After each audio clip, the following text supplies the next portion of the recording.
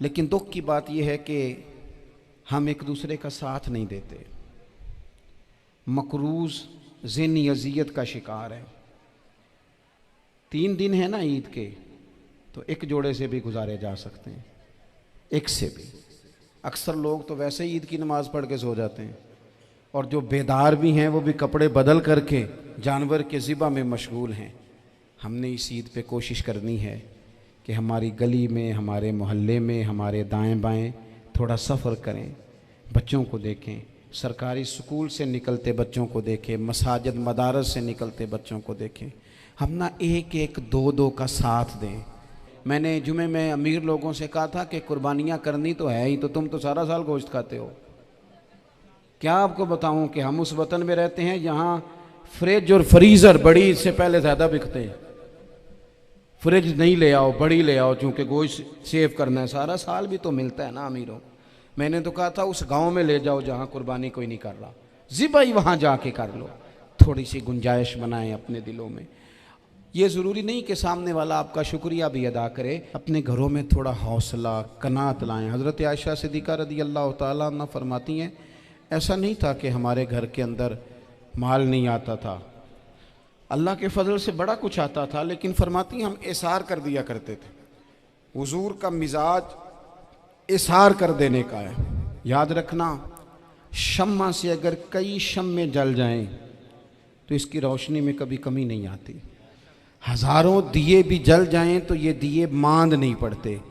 महंगाई बड़ी ज़ोर की हो गई, गरीब आदमी की आजमाइश बढ़ गई।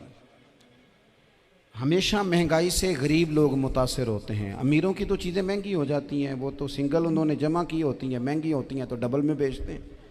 गरीब पिसता है। लेकिन दुख की बात यह है कि हम एक दूसरे का साथ नहीं देते। मकरूज ज़हनी अजियत का शिकार है।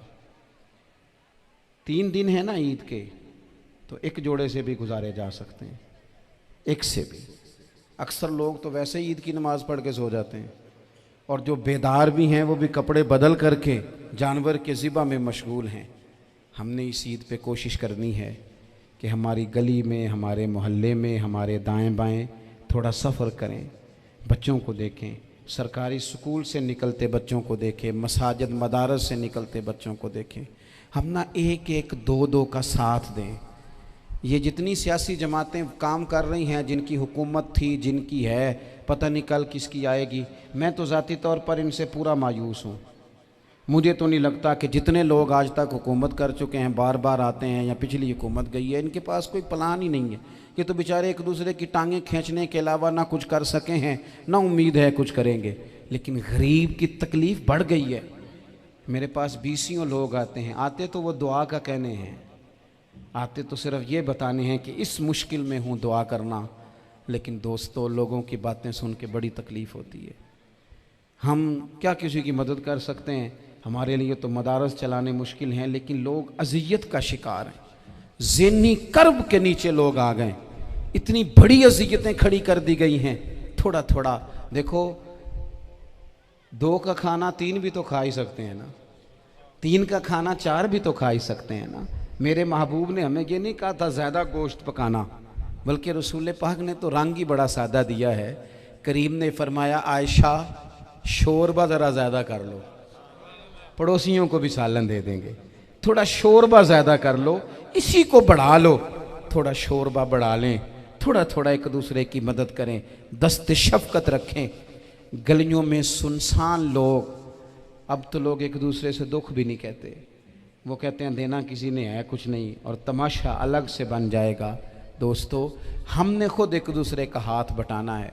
जो लोग साहिब सरबत हैं, देखो एक ही बाप की औलाद होती है, एक को अल्लाह बड़ा नवाज देता है, 2-3 कमज़ोर रह जाते हैं, उसको चाहिए वो दूसरों पे दस्ते शफ़क़त रखे। एक गली में सारे लोग एक ही कबीले के, एक ही इलाके के, एक आगे निकल गया है, उसे चाहिए वो दूसरों का ख्याल करे। अजीज़ भाइयों, हमने इस कमर तोड़ महंगाई के दौर में, मैंने जुमे में अमीर लोगों से कहा था कि कुर्बानियाँ करनी तो है ही, तो तुम तो सारा साल गोश्त खाते हो। क्या आपको बताऊं कि हम उस वतन में रहते हैं यहाँ फ्रिज और फ्रीज़र बड़ी इससे पहले ज़्यादा बिकते हैं। फ्रिज नहीं ले आओ, बड़ी ले आओ, चूँकि गोश्त सेव करना है, सारा साल भी तो मिलता है ना अमीरों को। मैंने तो कहा था उस गांव में ले जाओ जहाँ कुर्बानी कोई नहीं कर रहा, ज़िबा ही वहाँ जाके कर लो। थोड़ी सी गुंजाइश बनाएं अपने दिलों में। ये ज़रूरी नहीं कि सामने वाला आपका शुक्रिया भी अदा करे। हज़रत आयशा सिद्दीक़ा रज़ी अल्लाह ताला अन्हा, अम्मा जी एक कनीज़ रखी हुई थी, हज़रत उस्मान गनी ने दी थी कि आपकी खिदमत करेंगी। तो वो कनीज़ कहती है कि अम्मा जी तो मेरी भी रोटियां पका देती थी, वो तो मेरे लिए भी खाने का अहतमाम कर देती थी, लेकिन कोई दरवाज़े पे अगर मांगने आता तो हज़रत आयशा सिद्दीक़ा मुझे कहती इसे खैरात दे आओ। तो मैं कहती अम्मा जी ये काम तो लोग दौड़ के करते हैं और आप ये मुझे कह रही है मैं कर दूं। तो हज़रत आयशा फरमाती जब कोई बंदा किसी को देता है तो वो शुक्रिया अदा करता है। मैं चाहती हूँ वो शुक्रिया भी तेरा ही अदा कर जाए, मैंने जो अजर लेना है वो रब की बारगाह से लेना है। तो मेरे भाई अपनी ज़िंदगी में थोड़ा सा तो दिल बड़ा करें, थोड़ी थोड़ी गुंजाइश पैदा करें। और ये ज़रूरी नहीं कि उस बंदे का आपसे बड़ा अच्छा सलूक ही हो, ना भी हो उस गरीब का सलूक अच्छा, तो बाज़-औक़ात बंदा गरीबी में तल्ख भी तो हो ही जाता है ना। बाज़-औक़ात इंसान पे गुर्बत ज़्यादा आ जाए तो उसकी तबीयत भी तो, बीमार आदमी सख्त भी तो हो जाता है। तो मेरी आपसे ये गुजारिश है कि ये जो दिन चल रहे हैं वो हमारे यहाँ हमारे हुक्मरान कहते हैं मज़ीद सख्त फ़ैसले करने पड़ेंगे। वो मैंने कहा तुम्हारे लिए तो आसान है, इसलिए कि तुम तो जिस दफ्तर में बैठ के फ़ैसला करते हो उसकी तो बत्ती कोई नहीं जाती, तुम्हें क्या पता हो, वहाँ तो एसी भी 1 मिनट के लिए बंद नहीं होता। ये तो उससे पूछो बाप से कि जो ईद से पहले अपनी बीवी से मशवरा कर रहा है कि ईद आ गई है, अगर बेटी के घर कपड़े ना भेजे तो उसकी सास बातें करेगी। ये छोटी ईद गुजरी थी ना, तो हमारे यहाँ कुछ लोग समझते हैं कि सखावत सिर्फ रमज़ान में ही करनी है, और रमज़ान में सवाब ज़्यादा है, वरना राशन वंडन वाले और लोग को ईदों बाद भी भूख लग दीजिए, ईद के बाद भी उसी तरह ही गरीब के साथ पेट होता है, लेकिन तवज्जो नहीं। एक तो ज़ौक़ इल्म पैदा करें, एक अपने घर में इत्मीनान का माहौल लाएं। तीसरी गुजारिश ये है कि महंगाई और सख्ती के इस दौर में अपने मुसलमान भाइयों का, अजीज़ों का, अहले मोहल्ला का हाथ बटाएं, प्यार करें। तो मेरे अजीज़, अगर लोगों को मसाइल का पता चले तो सैकड़ों घर बच जाएं तबाह होने से, बड़े बड़े घर बच जाएं, लेकिन मसाइल नहीं आते। मेरे पास मसला पूछने के लिए कुछ लोग आ गए तो 4-5 साल का बच्चा भी था जिसके वालिद ने गुस्से में अपनी बीवी को 3 तलाक़ें दी थी। तो छोटा सा बच्चा, कपड़े भी फटे पुराने, और हालत बता रही थी कि गरीबी है। तो जब मैंने मसला बताया कि 3 तलाक़ें हो गई हैं तो वापस जाने लगे, तो बच्चा मुझसे कहता है, देहाती आदमी तो कहने लगा मौलवी साहब मेरी अम्मा ते नानी कहनी असन पूछ के आई आप कि हुण असीं लहदा लहदा ही रहना है। तो उस बच्चे की नौनिहाल की वो कैफियत देखी तो मैं रो पड़ा। मैंने कहा यार ये बच्चा बेचारा माँ बाप के होते हुए ये यतीमों जैसी ज़िंदगी गुजारेगा क्योंकि बाप ने तलाक दे दी। किस तरह मसाइल नहीं बताए लोगों को, तालीम से आगाही नहीं किया। और इसमें बहुत बड़ा जुल्म है उन लोगों का भी जो जनाजे पे खड़े होके तो कह देते हैं, मेरी तरह के लोग अच्छे उलमा की बात नहीं करता, वो कह देते हैं देखो जी लोगों को जनाजा नहीं आता। भैया आपने किस दिन इशा के बाद क्लास लगाई थी जनाजा सिखाने की? ये तो आपने कह दिया लोगों को कुरान जी ठीक नहीं आता। तो यहाँ तो बेचारी बीबियाँ जिनको सही पढ़ना नहीं आता वो मिशन बना लेती हैं कि मैंने इतने शौक हो कुरान पाक पढ़ाना है, बेवा हो गई हूँ, तलाक याफ्ता हो गई हूँ, सारी ज़िंदगी कुरान पढ़ाऊँगी। हम क्यों ये मिशन नहीं बनाते, क्यों इस तरफ सफ़र नहीं करते? एक तो दीनी मालूमात में, दीनी उलूम में अपने आप को लगाएं और ज़ौक़ पैदा करें कि जो चीज़ें मुझे नहीं आती मैंने वो सीखनी है, जो मामलात मुझे नहीं आते मैंने उनकी तरफ सफ़र करना है। एक तो अपना ये मिजाज बनाएं। और जब आप दीनी उलूम सीखते हैं तो पता है कौन सा मंज़र कायम होता है? मंज़र वो बनता है कि हज़रत अबू हुरैरा भी दीन सीखा करते थे, हज़रत अब्दुल्ला इब्न उमर भी असहाबे सुफ़ा में रहा करते थे, हज़रत अनस बिन मालिक भी रहा करते थे। और ऐसा मंज़र बनता है कि हज़रत सैयदा खतीजतुल कुबरा रज़ी अल्लाह ताला अन्हा फरमाती हैं, सैयदा फ़ातिमा हुज़ूर की गोद में बैठी होती थी और नबी पाक से बातें पूछती थी और हुज़ूर उन्हें बता रहे होते थे। सैयदा आयशा हुज़ूर से दीन की बातें पूछती। चौथा हिस्सा हमारी फ़िक़्ह के उसूल हज़रत फ़ातिमा की, हज़रत आयशा सिद्दीक़ा की मरवियात पर मबनी है। अगर हमारी बच्चियां छोड़ दें डाइजेस्ट पढ़ना, छोड़ दें इधर उधर की मूवी देखना, और वो किताब व सुन्नत पर आ जाएं, तो बहुत सारे मसाइल ऐसे हैं जो उलझने से पहले ही सुलझे हुए हों। दीनी तालीम का मिजाज और ज़ौक़। और दूसरी आयत करीमा मैंने तिलावत की, अल्लाह करीम ने कुरान मजीद में फरमाया, या अय्युहल्लज़ीना आमनू कू अनफुसकुम व अहलीकुम नारा, ऐ ईमान वालो खुद भी दोज़ख की आग से बचो और अपने घर वालों को भी बचाओ। ओ वालिद, वो माँ जो बच्चों को भूख से बचाने के लिए मेहनत करती है, उनको मायूसी से बहुत सारे माँ बाप ऐसे होते हैं जिनके पास कपड़े लेने के पैसे नहीं होते ईद पे। क्यों? अजान शुरू होगी जी। अजीज़ भाई, जिस तरह हम अपने बच्चों को देखें, बहुत सारे माँ बाप के पास गुंजाइश नहीं होती, लेकिन इस नीयत से कि बच्चों के दिल टूट जाएंगे, ईद पे कैसे गुजारा करेंगे, मुश्किल से भी कपड़े ख़रीद के देते। इस तरह हम अपने बच्चों को भूख से, प्यास से, मायूसी से बचाते हैं। इस तरह हमारे रब ने हमारे ज़िम्मे लगाया है कि तुम अपने बच्चों को कोशिश करो दोज़ख की आग से बचाने की। हज़रत उमर फ़ारूक रदी अल्लाह ताला अन्हु ने अर्ज़ किया था, या रसूल अल्लाह सल्लल्लाहु ताला अलैहि वसल्लम, इस आया करीमा का माना क्या है? तो महबूब करीम अलैहिस्सलाम ने फरमाया, उमर, जिन चीज़ों का अल्लाह तुम्हें हुक्म देता है तुम अपने घर वालों को उन चीज़ों का हुक्म दो। जिन चीज़ों से रब रसूल तुम्हें मना करते हैं, अपने घर वालों को उनसे रोको। अपने घर के अंदर निफाज दीन करने की कोशिश करो।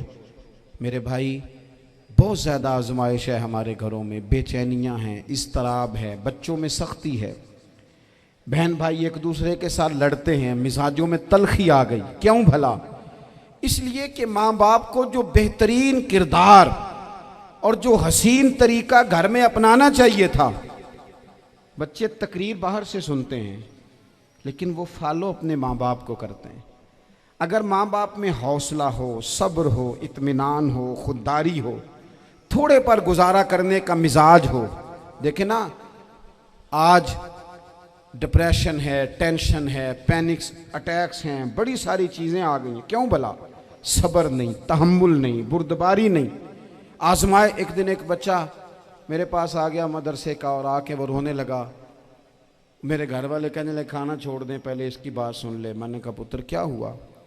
किसी ने मारा है किसी उस्ताद ने? कहने लगे, नहीं हजरत, घर फ़ोन किया था तो मेरी अम्मा और अब्बा की लड़ाई हो रही है। बच्चा कांप रहा है, टांगे कांप रही हैं। मैंने कहा, क्या हो क्या गया तुम्हें पुत्र? लड़ाई हो रही है तो घरों में हो ही जाती है। कहने लगे, नहीं आपको पता नहीं, वो बड़ा सख्त लड़ते हैं। मेरे वालिद जब मेरी वालदा को मारने के लिए आगे बढ़ते हैं तो हम सारे चारपाइयों के नीचे छुप जाते हैं, हमें खौफ आता है, वो मंजर ख़तरनाक होता है। ये कौन तकलीफ़ दे रहा है अपने बच्चों को? यहाँ बैठे हमारे यहाँ मीलों दूर रहते थे उसके घर वाले, तो वो तकलीफ़ में था, तो घर में क्या कैफियत होगी? अगर हौसला हो, सब्र हो, कनात हो, अल्लाह के दिए हुए थोड़े रिस्क पर हमें राज़ी रहना आता हो, हमारे घरों में सुकून आए, इत्मीनान आए। हम जो ज़िंदगी बड़ी खुशी खुशी गुजार सकते हैं, हमारे मिजाजों का लालच, हमारी तबीयतों की बेराह रवी, हमारी झूठी अना का बुत, उन सारी चीज़ों को ख़त्म कर देता है।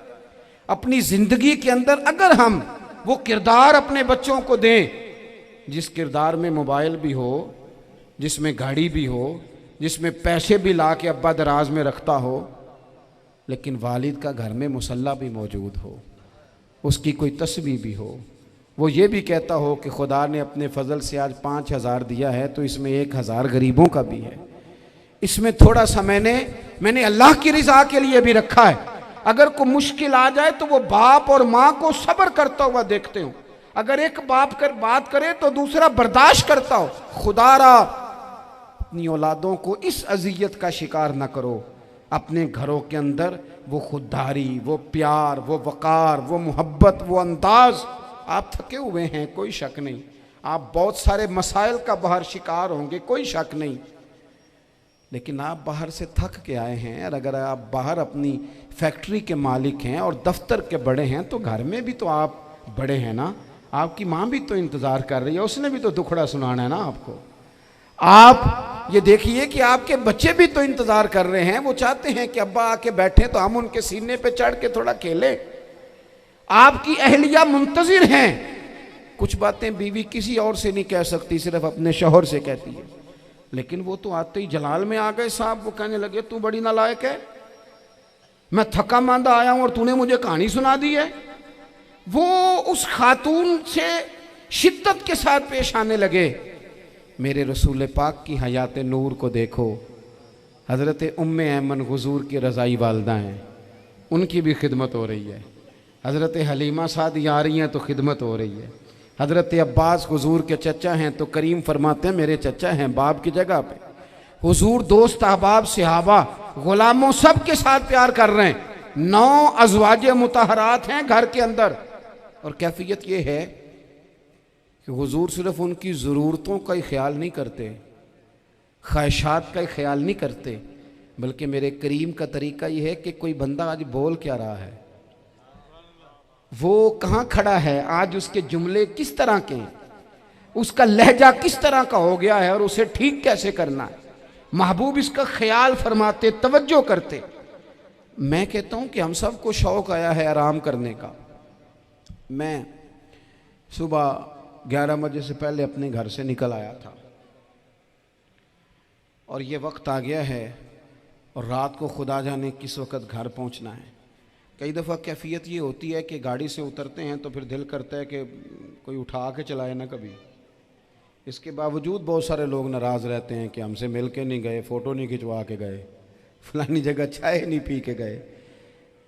ये तसलसल है। लेकिन मैं जितना मर्ज़ी थका मांदा घर जाऊँगा ना, कभी ऐसा नहीं हुआ कि मैं घर जाऊँ तो बड़ी टेंशन में जाऊँ। मेरी घर वाली एक दिन मुझसे कहने लगी आपने कभी नहीं कहा कि मैं थका हुआ आया, बंदा थक भी तो जाता ही है ना, कभी कहाँ करे ना। मैंने उसे कहा पता क्यों नहीं कहता, इसलिए नहीं कहता कि मैं नहीं चाहता कि मेरे बच्चे ये कहें कि हमने दीन नहीं पढ़ना, हमारा बाप तो बड़ी मुश्किल में है। हम अपने काम के बारे में अपने घर में शिकवे करते हैं। आप किसी बच्चे से पूछ लें कौन सा काम करना है, कहता जो अब्बा जी कर दे रहे वो नहीं करना। क्यों? कि अब्बा जी हर रोज़ तो कहते हैं मैं बड़ा उलझ गया हूँ, ये काम बड़ा मुश्किल है। मैं चाहता हूँ कि मैं अपने बच्चों को ये बताऊँ कि पुत्र मैं तो जिधर जाता हूँ फूल ही फूल हैं, मैं तो जिधर से गुज़रता हूँ मोहब्बत ही मोहब्बत है, मैं तो जिधर से देखता हूँ दुआएं ही मिलती हैं, ताकि उनका शौक़ पैदा हो। मेरे अजीज़ आप थोड़ा सा दिल बड़ा करें। अगर आप एक की वजह से पूरा घर सुकून में आ जाता है तो आप दिल बड़ा क्यों नहीं करते? जगह ढूंढते हैं बस मुझे कोई तंग ना करे, कोई मेरी बाप माँ बदौलत को कोई परेशान ना करे। बुखारी शरीफ सुनिए, हज़रत आयशा सिद्दीक़ा रज़ी अल्लाह ताला अन्हा बैठी हैं। हुजूर फरमाने लगे आयशा आज एक बात ना बताऊं तुम्हें? या रसूलल्लाह बताइए। हुजूर फरमाने लगे जब तुम मुझसे नाराज़ होती हो तब भी मुझे पता चल जाता है, और जब राज़ी होती हो फिर भी पता चल जाता है। तो हज़रत सैयद आयशा सिद्दीक़ा बात सुन के बड़ी खुश हुई। या रसूलल्लाह वो कैसे? हुजूर फरमाने लगे कभी कभी तुम कसम उठाती हो। या रसूलल्लाह हाँ। फरमाया जब होती हो ना राज़ी खुश तो फिर कहती हो मुझे रब्बे मोहम्मद की कसम सल्लल्लाहु अलैहि वसल्लम। फिर तुम मेरे नाम के साथ रब करीम का नाम मिला के कसम उठाती हो, रब्बे मोहम्मद की कसम। या रसूलल्लाह बिल्कुल ऐसे ही है। और फरमाया जब तुम्हारे दिल में कोई बात होती है ना तो फिर तुम कहती हो मुझे रब्बे इब्राहीम अलैहिस्सलाम की कसम, फिर तुम रब्बे मोहम्मद नहीं कहती। ये बुखारी मुस्लिम में मौजूद है। हज़रत आयशा सिद्दीक़ा ने तो बात सुनी तो खिल गई तबीयत, कहने लगी करीम सदके जाऊँ यहाँ तक ख्याल फरमाते हो, किसके जुमले कहाँ पहुँच गए यहाँ तक ख्याल है। फरमाया मुझे पता चल जाता है कि तुम्हारी कैफियत क्या है, कहाँ खड़ी हो। और भाई हम तो अपनी माँ का भी ख्याल नहीं रखते। हमारा बाप कहाँ बेचारा खड़ा है, वो तो इंतज़ार में था कि कोई 10 मिनट मेरे पास बैठेगा, तवज्जो ही नहीं, जज्बात का ख्याल ही नहीं। हज़रत आयशा सिद्दीक़ा बात सुन के अर्ज़ करने लगे या रसूल अल्लाह मुझे रब्बे मोहम्मद की कसम हो, मैं सिर्फ नाम छोड़ती हूँ, मेरे दिल में हर वक़्त मदीने वाले महबूब ही रहते हैं, नाम ही छोड़ती हूँ सिर्फ। ओ मेरे दोस्त थोड़ा सा जा। और दूसरा अर्ज़ करूँगा, दौलत अगर बहुत आली चीज़ होती ना, बहुत कीमती, तो सबसे ज़्यादा सैयद आयशा के घर में होती। अगर पैसों से ही शौक़ आता तो पैसे सबसे ज़्यादा हज़रत फ़ातिमा ज़हरा के काशाना नूर में होते। ओ मेरे भाइयों, सोना वक्त मोहब्बतों से गुजारा जा सकता है।